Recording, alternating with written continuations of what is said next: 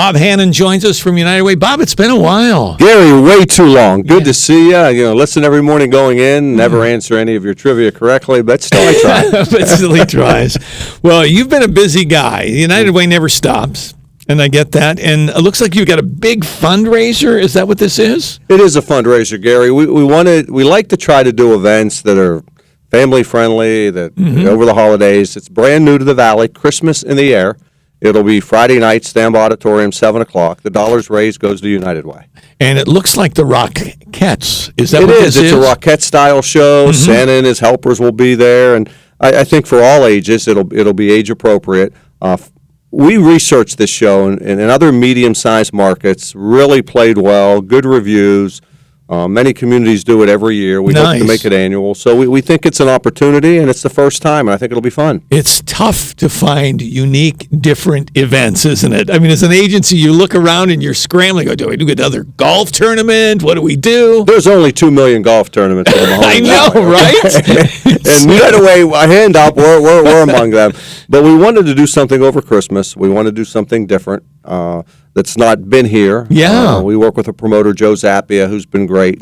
He's great. Yeah, Joe brought it to us, and we did our research, and we came back and said, this plays well in other markets our size. Let's give it a shot. A lot of competition over the holiday season. There is, but again, people love family friendly, and it's hard to find that. Yes, and I think ticket sales are going well, and then we hope to have a good finish this week. And if it goes the way we want, we think this will become an annual event, and we'll try to pick the right Friday night each year to bring it in where we have the best opportunity to attract as many people as possible. Nice. All right. Well, a couple of things. One is I want to talk about some of the things you're doing right now in the community, but also I want to mention this to everyone else listening.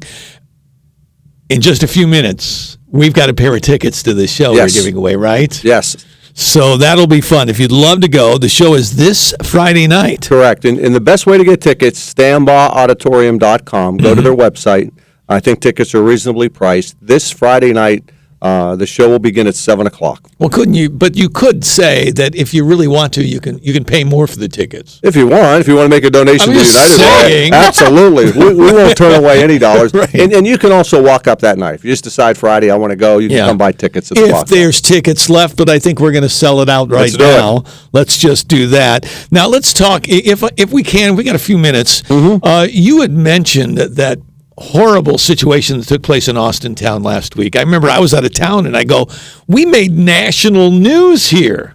Gary, it's sad. The second time in a year, Realty Towers last year, where the residents had to leave. The explosion at the apartments in Austintown, about 130 people. United Way, Red Cross, Catholic Charities, Goodwill, Direction Home, all came together. Gary, the most amazing thing, that explosion happened at 1:30 on a Saturday afternoon. Yeah. By 10:30 that night, every person had a place to sleep. No kidding. Thanks to local nursing homes, thanks to a pharmacy over in Austintown, Baymont Hotel has about 50 people United Way is responsible for taking care of.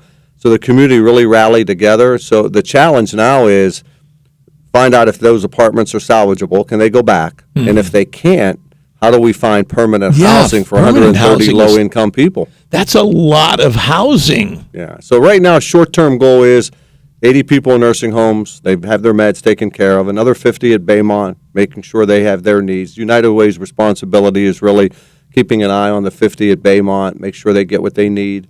And so far, so good. We provide the nightly dinner meals. We make sure that local restaurants will step up. Volunteers take them the meals. Yeah. Long-term, will they be able to go home? And if not, how do we help them get secure housing? Because many of these people are elderly, have some physical issues, some have some mental challenges on a lot of medicine. And sometimes I think these people feel they're forgotten.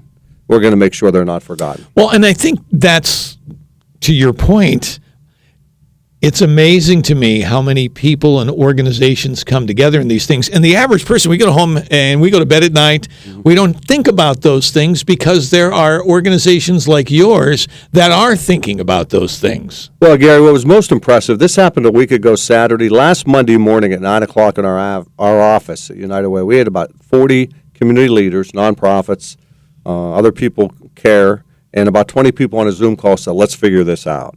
So collectively, we've been all able to come together.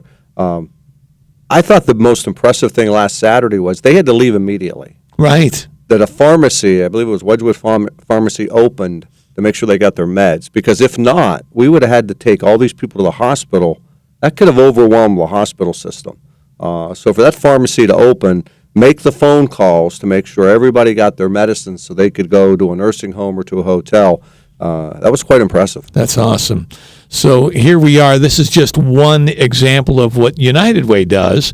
And how many organizations do you actually underwrite? Well, we fund 40 nonprofits, organizations like Salvation Army, the Y, Boys and Girls Club, Help Network.